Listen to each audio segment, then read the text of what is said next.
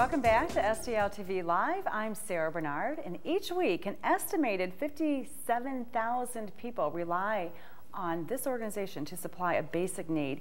Here to tell us how they make that happen is St. Louis Food Bank's Ryan Farmer.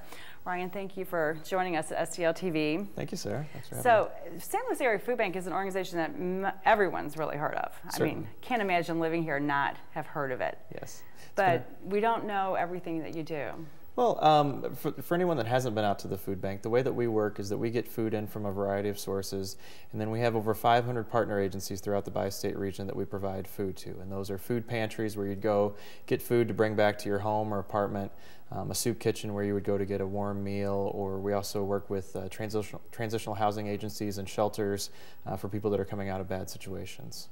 And you were starting to say how long you all have been around. Yes, we've been around since 1975. We were originally known as the Food Crisis Network, and the original intent of the organization was to get better nutrition in the hands of young mothers. There was a large number of low birth weight babies in the area, and a group of individuals got together and said we need to do something about this, and that was really the whole drive behind the initial organization. And then in 1985 we merged with Catholic Charities Food Program, and that's when we became known as the St. Louis Area Food Bank. And since that time, we've evolved from an organization that was primarily dealing with short-term unemployment, people that were out of work for a short period of time and just needed a little help to get back on their feet.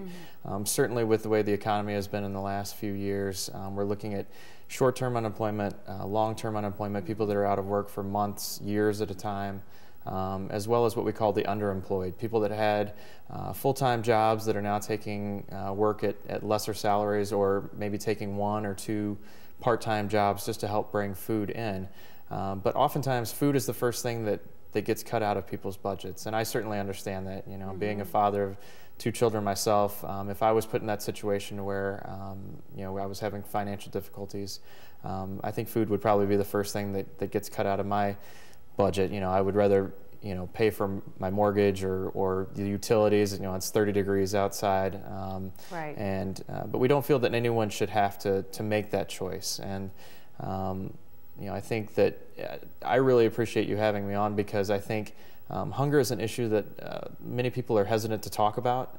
If they're struggling financially, they don't want anyone to know about it, and so they're often reluctant to go to a pantry to receive assistance. And we just want people to understand that there are resources out there in the community, and we want to be there to help provide food to these pantries. Most of the pantries that we serve, they don't have any paid staff. They're run by volunteers that are people that are just trying to help out a little bit in their community, and they don't necessarily have the time or the resources to go out and solicit for funds or foods oftentimes for their pantry. And so that's where the food bank comes in. Like I said, we get food from a variety of sources and then get it out to the pantries and soup kitchens throughout both Missouri and Illinois. And like you said, with the way our economy is right now, are people between jobs looking for a solution to a food or a hunger problem in your own family may just be temporary.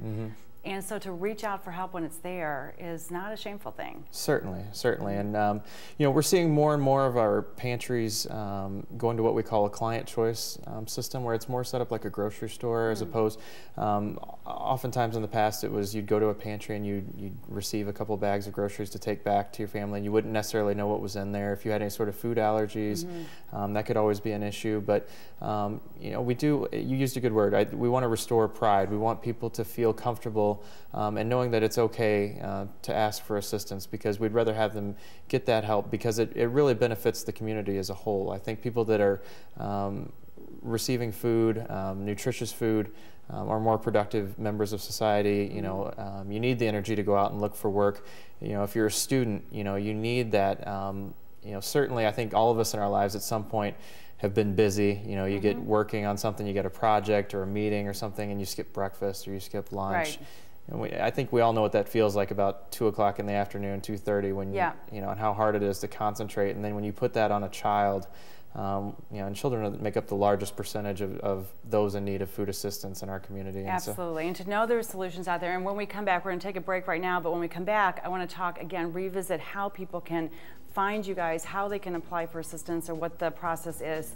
So don't go anywhere, stay with us. We'll be right back with More information from the St. Louis Area Food Bank's Ryan Farmer and delicious details on Iron Fork, an event coming up that will benefit his organization.